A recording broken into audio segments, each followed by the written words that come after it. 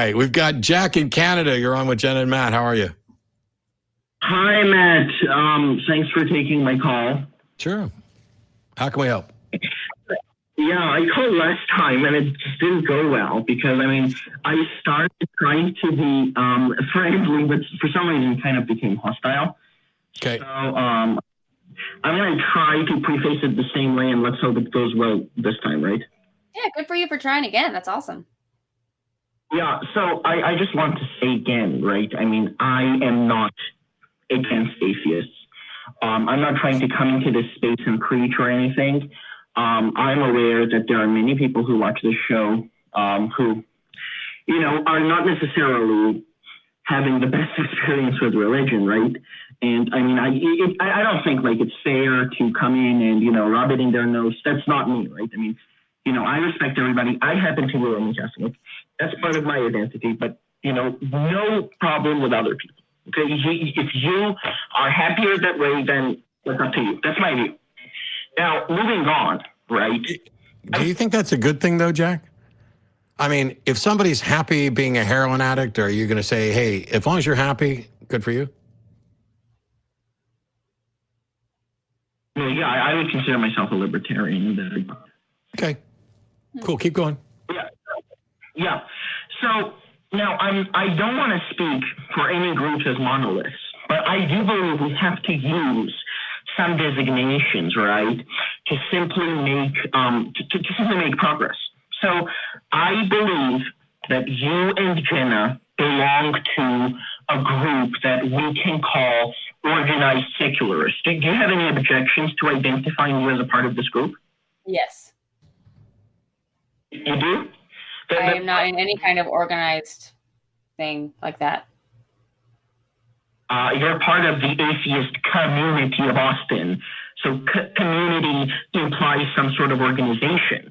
But I'm happy with you, Jenna. You pick the label for what you and Matt do, and you tell me when you're comfortable with it. How about we don't even bother with the label? Because I'm not going to object to organized secularist. I'm secularist. I'm somewhat organized, maybe a little disorganized. But can we just drop the labels entirely and talk about whatever the concept is? Because if you can clearly present the concept that you want to address, it doesn't matter what you call it.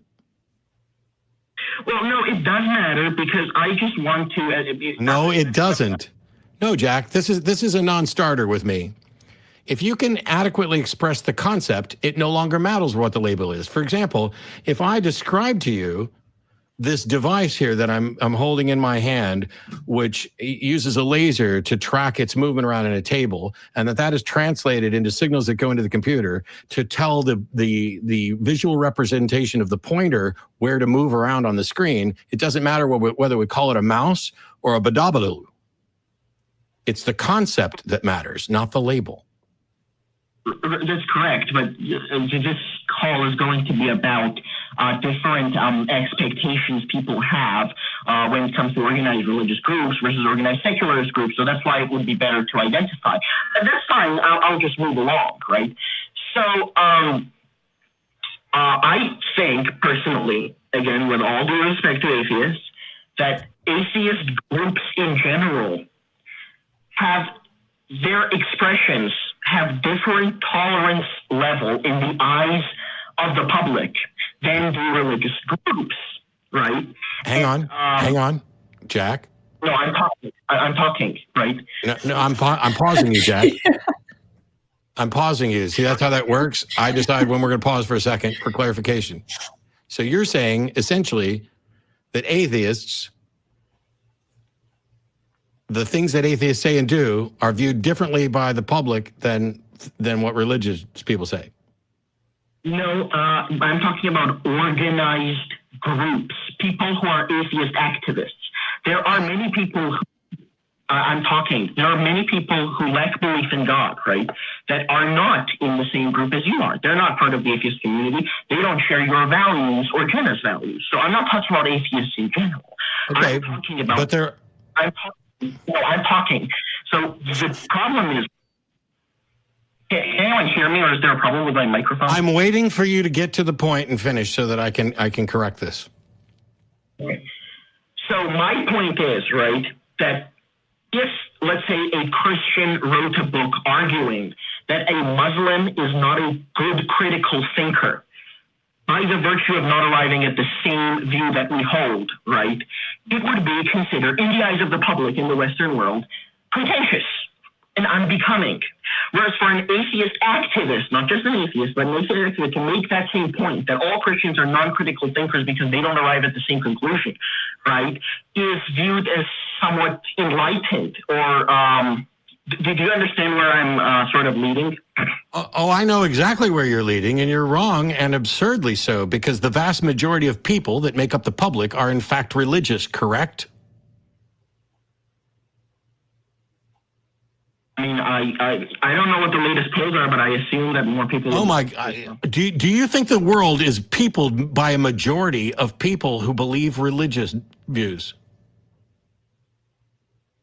Yeah, I do think so, yeah. Yeah, so stop pretending like you guys are the ones being set aside and victimized and marginalized. Atheists are the one who are marginalized. Are there laws? And granted, these aren't currently on the books anymore. They're not valid. But are there laws that would prevent you from running for office?